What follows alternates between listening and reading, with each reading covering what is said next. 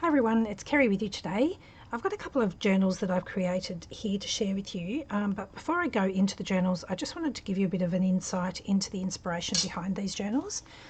So recently I purchased this art journal, and what I particularly liked about it was on the inside of the journal it's got this binder mechanism, which means I can take my pages in and out of the journal, take them out, create on them, pop them back in. If I don't like what I've created, I don't have to include it, or if I want to pop my own pages and things in, I can do that. I have the freedom to be able to change the journal however I like. So with that inspiration in mind, I've created these journals.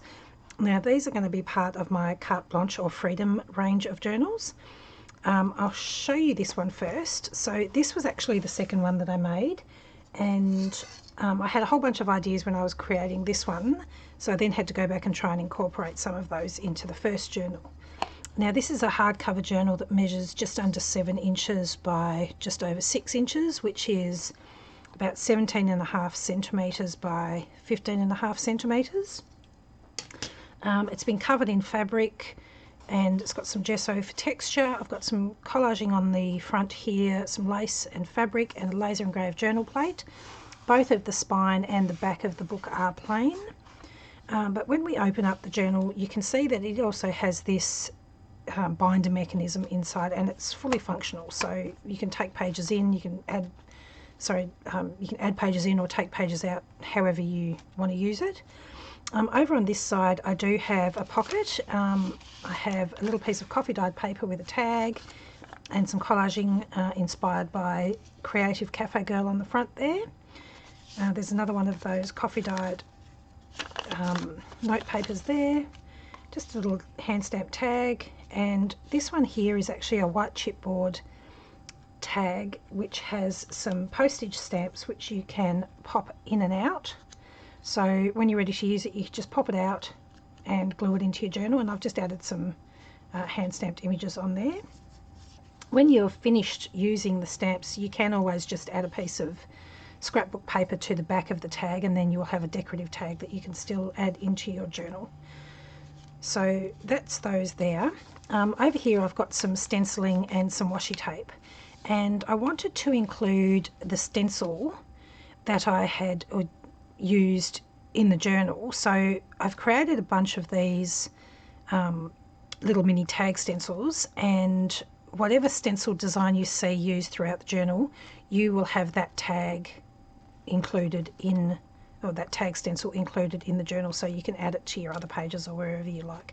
And these are stencil film, so you can wash them and just use them how you use a regular stencil. So that's that one there, just some washi tape. Over here's another white chipboard pop-out tag. So this time you've got some like page tabs, so you can colour these, you can stamp on them, you can ink them, whatever you like, and then you can just add them to your pages when you're ready to add those to your journal. This is a very heavyweight vellum that's been coffee dyed. Some tinted paper, white chipboard with more stenciling. This is just some note paper, another collage piece. This is a 40 GSM very thin paper. More coffee dyed paper, more tinted paper, more note paper, and this is a piece of chillboard, so it's white on one side and it's this mottled brown on the other. Some more coffee dyed paper. I'll just flick through this fairly quickly because most of the decorating is going to be the same with the stencils and washi tape, so you'll get the idea with that. Now this has got a couple of reinforcement rings. This is just that very thin paper, and I've added some reinforcement rings into the journal so you can use them if you need to. Handmade paper that's been printed. Another tag. This is the dots stencil, so I've used that over here. Now sometimes the the laser cutting process does burn the stencils slightly. It doesn't affect their use at all though, so it's fine to just use like that. This is a double gesso book page.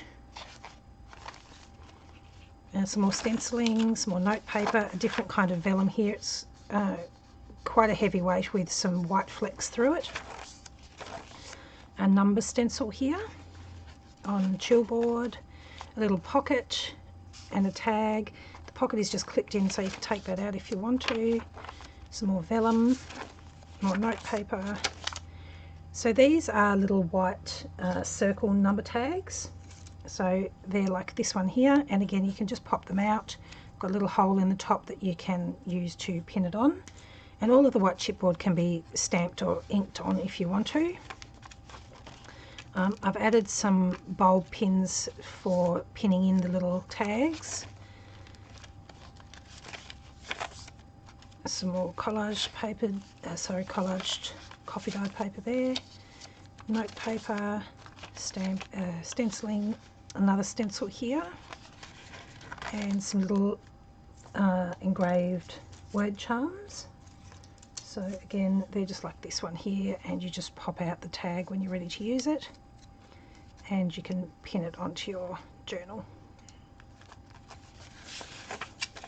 Some more washi tapes, note paper, gessoed page. So these are white chipboard reinforcement rings, and you can ink these up to colour them if you want to, and then just use them throughout the journal. And then there's also some reinforcement ring stickers here, which you can also use in the same way. Some more white chipboard and some more note paper. So there's tons and tons and tons of writing room in this journal.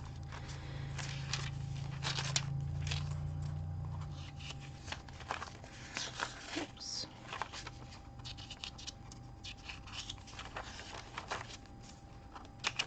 And lastly, another piece of that heavy vellum on the end there. And the back is just plain, there's no pockets or anything there. So that's that one there. I'll pop all those bits back together shortly. So the other journal that I have here, now this one I actually created first, and then went back and tried to add in some of the ideas from the second one. So this one has a fabric and lace cover. It's also a hard cover. And it just does up with some sari silk, which has been bound into the spine. So here I've just got some fabric and then some collaged paper over the top. Another journal plate, some white chipboard flourishes that have been inked up, and the back is just plain. So when we go inside the journal, again we've got a pocket on this side, and then just some collaged note paper, and a couple of tags with little word charms pinned on those, and then just some handmade tags from book page that's been gessoed, just sewn around the edge, added some little metal furnishings and a little feather for decoration. So there's those ones there, and you could still add some things into the pocket.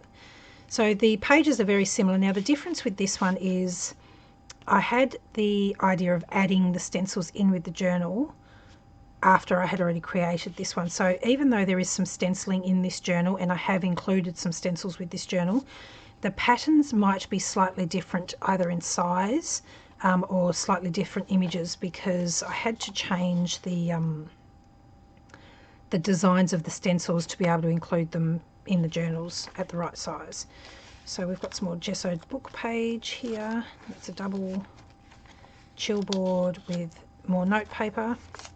And so here's the first stencil. So you can see that whilst the stencil design here is very similar, the actual size of the stencil is slightly different. So obviously you can still use the stencil throughout the journal.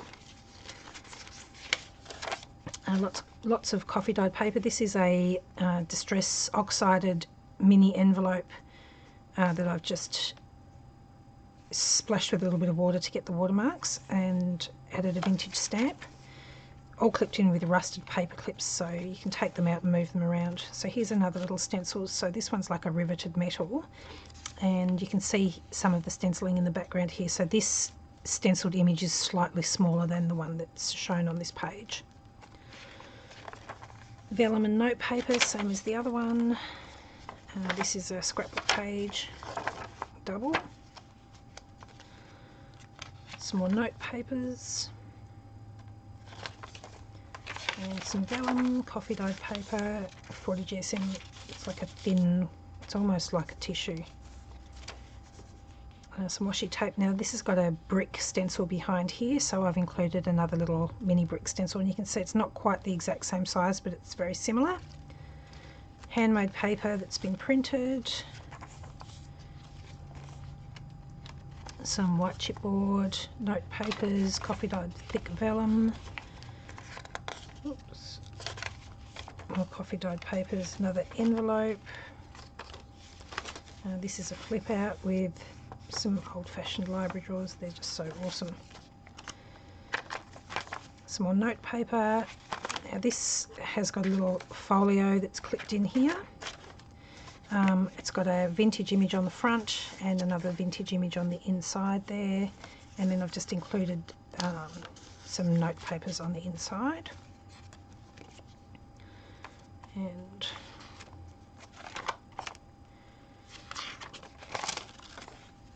it just clips in there.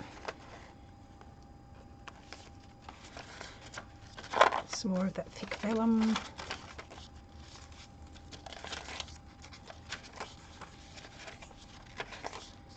Note papers, white chipboard pages, stenciling and washi tape. This is a coffee dyed thick vellum, and it's got a real sort of crinkle factor to it, that one. And then a double gessoed book page at the end there with some more note paper, and the back is just blank there. So that is my Freedom Journal. I will be doing a tutorial on how you can actually make these journals yourself from a regular binder, so that video will be coming up just after this one. If you're interested in purchasing any of these journals, they will be available in my shop, so I'll leave links to those below.